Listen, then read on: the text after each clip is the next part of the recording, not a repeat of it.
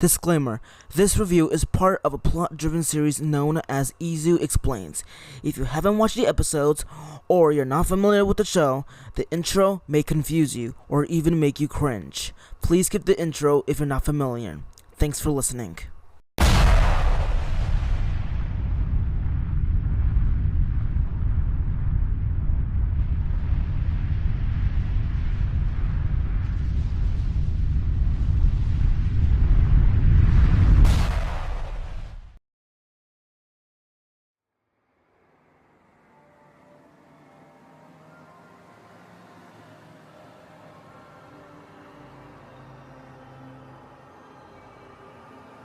Hello people, don't mind the weird situation I'm in. Yes, I'm in space, but it's because I am traveling home now. I finally did what I needed to do, and now I am traveling to time and space to get back home and to kick Evil Chase's ass. And to celebrate, we are going to go to the next album from Avenged Sevenfold, and their most important one, practically their magnum opus, City of Evil.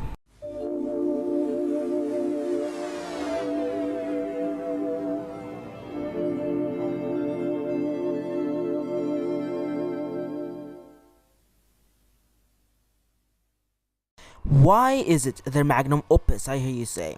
Well, not only is this their best-selling album, selling it at over 2 million units, this is the album that made them break through into the metal genre, with hit singles like Backcountry and Seize the Day, and let's not forget Beast and the Harlot. This album also helped them win them the MTV Award for Best New Artist in a Video. That shook everyone, because everyone thought Chris Brown or Rihanna was gonna win.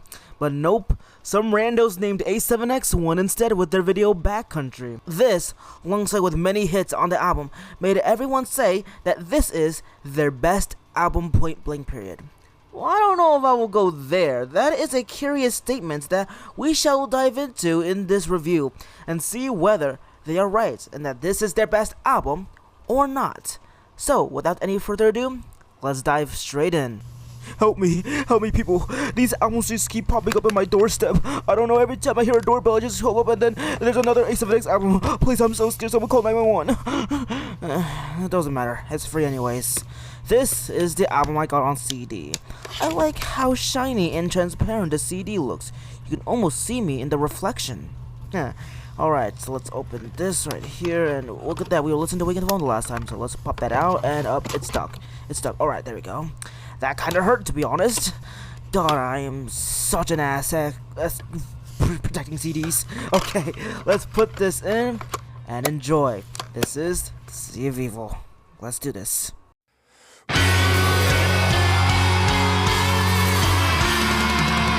Beast and the Harlot, the first track. Now, when you listen to this track, and perhaps the entire album, you're gonna notice one major thing. There is no screamo at all. Where is it? Well, after Awakening the Fallen, M. Shadows decided that he no longer wanted to do any screamo. So he went to a vocal coach and decided to sing more while still having some sort of grit and growl. This resulted in him having a more aggressive, yet nasal voice that is really apparent throughout the album. In my opinion, this change was necessary, because with these changes, it attracted more easygoing listeners, and listeners who wanted to sing along but were unable to due to the screamos. I mean, yeah, the screamo was iconic, and combined with the singing, it almost made it a damn near perfect singing voice. But this change was necessary in order to attract more easygoing listeners. However, these changes wouldn't mean a damn thing if the song was trash. And is it trash? Nope! It is actually one of my favorite album openers ever. The track is so good and fun to sing along to. I mean, yeah, the chorus can be described as kind of poppy and corny due to it being overly happy when the lyrics are actually kind of dark. But I actually love it. I like how fun and sing-songy it is. And I also appreciate the guitar solo that's right after the chorus, which is a nice change of pace due to guitar solos being usually after the second chorus or after the bridge. It was a nice cool change of pace, and the guitar solo is amazing at that. I also love the music video that goes along with the song. It's really cool and actually my favorite music video from the band ever. Concluding, this song is one hell of an opener. It's a shame we don't have a proper intro like To In The Rapture or Waking the Fallen, but it's still amazing. I am legit feeling a 10 out of 10. A great song, a great opening.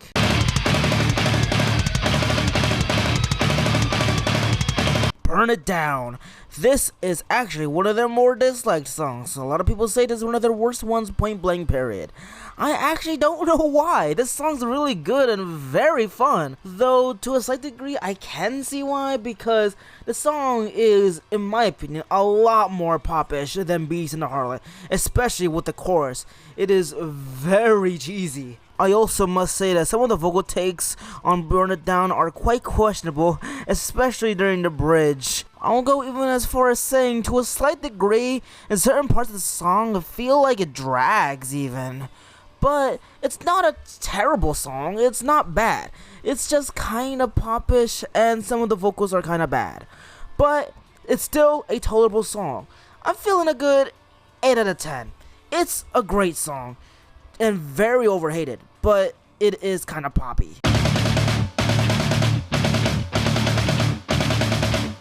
Oh my god! This song is absolutely amazing. It is god tier. This song has, in my opinion, one of the best drumming tracks from the Rev, point blank period. Especially the drum fill when the bridge comes in. It is like fucking crack.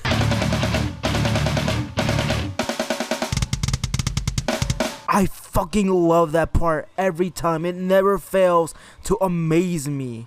The drumming and the riff during the verses are also pretty kick-ass. They are so badass to listen to and it makes me bob every time. Though I must say the pre-chorus is kinda questionable with M-Shells. When the pre-chorus comes, he comes on the mic and he talks like this, like he's speaking robotic. I don't know why he talks like this every time I listen to it. I honestly kinda laugh because it sounds so silly.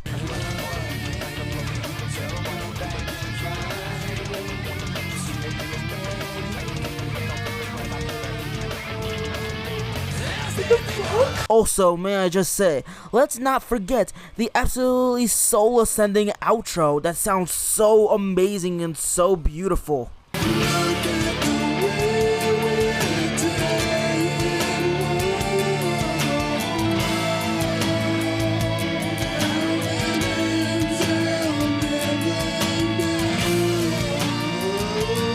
Concluding, this is probably my second favorite City of Evil track on the entire album, point blank period. It is so fun to jam to and has one of my favorite drum tracks ever. I'm legit feeling a 10 out of 10. It is a damn near perfect 6-minute song.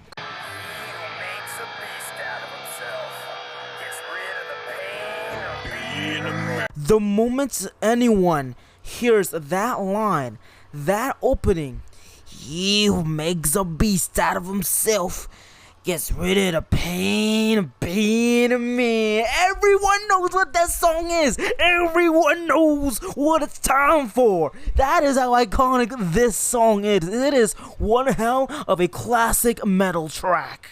This track is actually one of the band's more important tracks because this is the one track that helped win them the MTV Award for Best New Artist in a Video with its music video. Though I must say the music video kinda aged in my opinion, but it's still a relatively important song and music video in the band's discography and canon. The song itself was also pretty damn awesome. Although I do feel it's kind of short, it's still awesome. I love the catchy chorus, I love the amazing guitar solo as always, and the drumming is as always astonishing to hear. And I think my favorite parts are the slow parts because of how beautiful and how goosebump filling they are.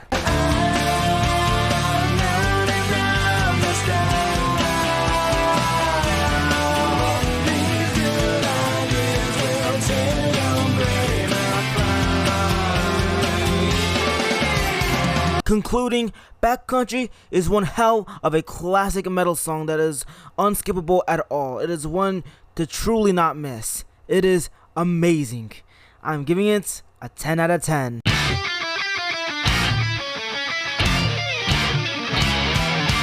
There's one thing I forgot to mention while reviewing this album, and it's a big thing that really shows on Trashed and Scattered.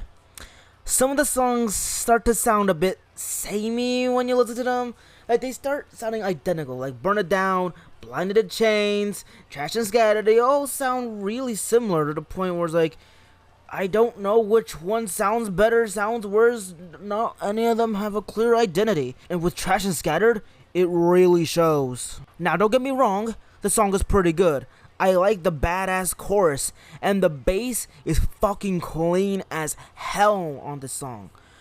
But the song feels a bit too long and borderline unoriginal compared to the other tracks. So it makes it almost a borderline skip. Like, you want to skip the track because it's too long, and it's just, there's better ones on the album. So Trash and Scattered is not a favorite of mine. If anything, it's my least favorite on this album. There's not that much to say about this song, other than it's like 7 out of 10. It's alright, but unoriginal when it comes to the album. Seize the day, you'll die regretting the time you lost. Seize the Day is the band's first power ballad song. And what do I think? It is amazing and so sad, so powerful, so beautiful. M. Shadow's vocals shine the most on this one song. They are so powerful and heart-shredding, especially during the bridge and the outro. His vocals are so powerful and so huge. So what if I never hold you? Well, guess your lips again. Whoa. Make no mistake that this is one of the band's best power ballad songs to this day. It is so wonderfully orchestrated, and the vocals are so heartbreaking, and the instrumentation works very well. It makes up for a very powerful ballad. I am feeling a 10 out of 10.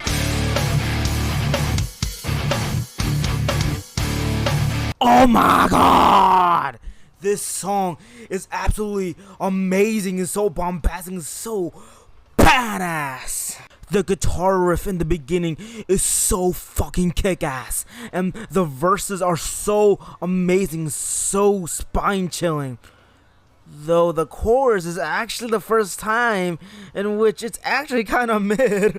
I don't know what it is, but there's something about the chorus I do not like at all. It's either the abundance of the vocal layers, or the lyrics being really corny, like, can't you feel the poison rising out of the morning and clear through the night? You can feel my strength destroy you straight to the heart from the venomous bites. That sounds really cheesy. I'll also like to mention that this song is also the start of the tone shift of the album. The album starts to shift to a more orchestrated, more dynamic, more bombastic, darker, huge sound. It sounds more darker, that's the point. And this really shows on Sidewinder. It is so huge, especially during the bridge. The orchestra is huge during that part.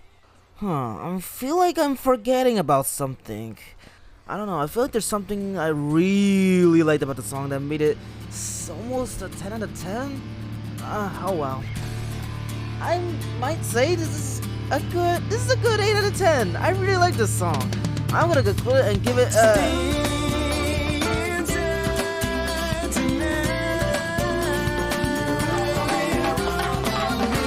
this is a 10 out of 10!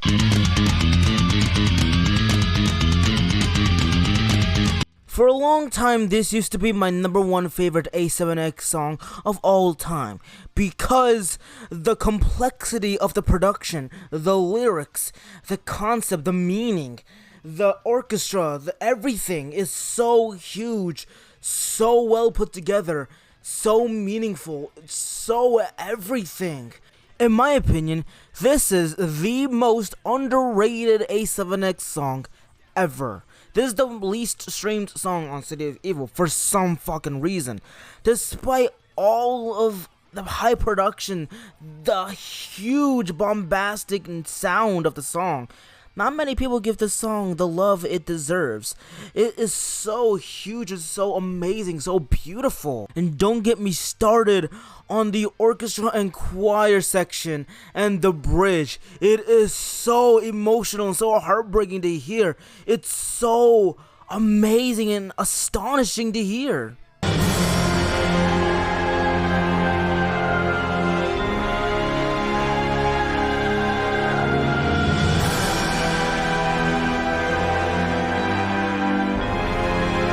concluding, the Wicked End is 7 minutes of pure beauty, and this is the most underrated A7X song, my second favorite City of Evil track, and one of my favorite A7X songs of all time. This is a fucking 10 out of 10. Now, before we get into the next song, I should mention we are going to have a new system, because this system is important for the next song.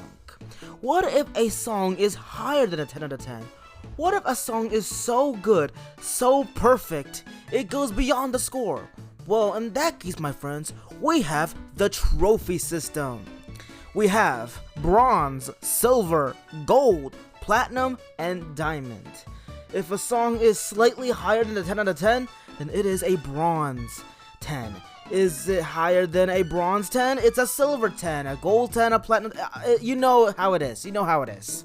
The higher it is, the better that 10 out of 10 A7X song is. This system is important because it's exactly what it needs for the next track.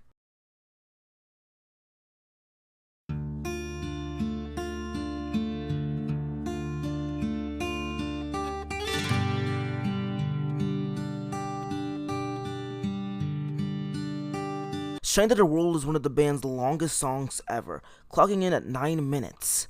Why is it so long? Well, I honestly don't mind it because the meaning, the lyrics, it all makes sense. It almost feels like a movie. The song's meaning is also important when listening to the song. The song's about a man who has lost his family in a murder, and he is seeking revenge to kill out the murderers, get revenge. But when he finally gets his revenge, he's left with nothing else to do. His family still hasn't come back because you can't bring back the dead. You can only kill the person who killed that family, and now you're left with this guilt that not only is your family gone, but you killed that murderer, and now you're left with nothing else to do. You have a new burden. The emotions are practically simulated with this huge, powerful orchestra that is one of my favorites of all time. The lyrics also tell of the pain he's dealing with, especially when he has to give up his religion and his spiritualness to avenge his family's pride. The song also conveys the feeling of the Wild West, with a lot of acoustic guitars, violins, and horns. It all creates this amazing Western sound. The acoustic guitar intro combined with the orchestra makes it for my favorite A7X intro, practically of all time. I also really enjoy the chorus, the chanting style of Strength of the World. It's really nice. If there's at least one thing that I find kind of questionable about this song, is the vocals. Remember how I said M. Shao's voice was very nasally? Well, this song has his most nasal track, point blank period. It sounds almost Squidward-like. It's quite weird, and I don't know if I'm a fan of it. And I'm sorry, but I cannot stress the amount of appreciation and love I have for the orchestration by Ennio Morricone. It is so huge and so amazingly beautiful to hear, especially during the outro, when the orchestration is mashed up along with the drums. It is so powerful and so spine-chilling. It is very much so in my top 5 favorite A7X outros of all time. In conclusion, with the amazing concept, the heart-shattering meaning and lyrics of the song, the absolutely beautiful orchestration, and the amazing drums, this is one of my favorite A7X tracks of all time, and my favorite City of Evil track ever. The astonishing strength of the song is unprecedented, and I love it so much. It is so enjoyable. For these reasons, we're going to have to give this our very first golden 10 out of fucking 10. It is astonishing and almost a perfect A7X song. I rest my case.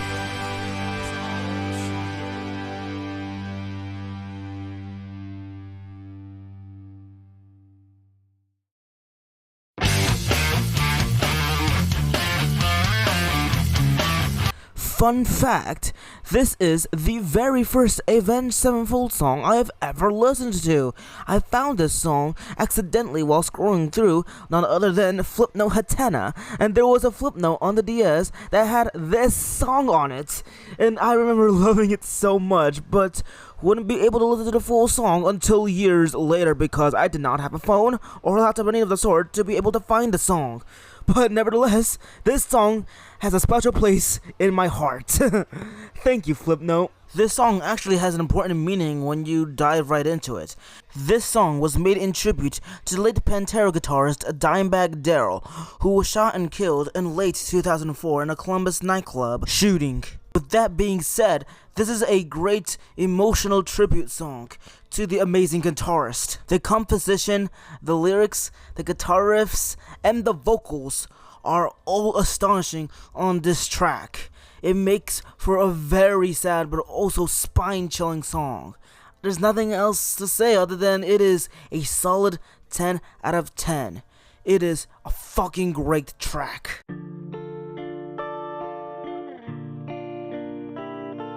Well, folks, here we are, the final track on the album, MIA. This 8-minute track actually has a very important meaning. They wrote this song about the American troops who were fighting the war in Iraq. The lyrics are a POV of an American troop fighting in the war, and the guilt, the terror, and the PTSD that comes with it. I must say that this is one of the saddest tracks the band has ever made to date, because this is extremely realistic, very gruesome, and very raw. The song really details the gruesome of our protagonist fighting for his life and killing other soldiers just for him to survive. But he has nothing to show for it at the end of the day, other than the fact that he murdered hundreds or maybe even thousands. He has nothing to show for other than that. For citizens that didn't go to the war, at face value, they may look at him as an American hero. But for his POV, at hindsight, he looks at himself as a murderer. With all that being said, this song is an emotional closure to the album. It is great, yet haunting and sad. It is a silver 10. It is amazing and heartbreaking. I think MIA is in the band's top 5 for the saddest songs they've ever made.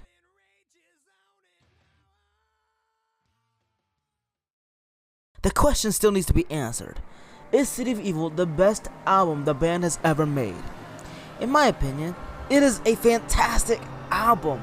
Almost every track on that album is a 10 out of 10. It is damn near perfect. But maybe it's not the best one. You need to leave! It's disgusting. Shut up! Don't get me wrong, like I said, it is an amazing album. If anything, it's damn near perfect. But like I said, near perfect. In my opinion, there are better albums that the band has made. This album's great, but in my opinion, it's slowly but surely starting to show its age. Shouse's voice is kind of shoddy here and there, especially with that nasal type shit he has going on there that I'm not really much of a fan of. Certain songs drag on. Certain songs start to sound samey, especially in the first half. Some songs are kind of cringe nowadays. And the whole production can be kind of overproduced in some tracks. But this album is not a travesty. Like I said, it is amazing, but not the best Avenged Sevenfold album. But with that being said, this album is a 9 out of 10. It is near perfection. It is a fucking amazing Avenged Sevenfold album. One that I highly recommend. 3 down, 5 more to go. Now, if you'll excuse me, I have to continue going through time and space to go back home. So, thank you all so much for watching. Comment, subscribe, and until then, y'all stay tuned. Goodbye.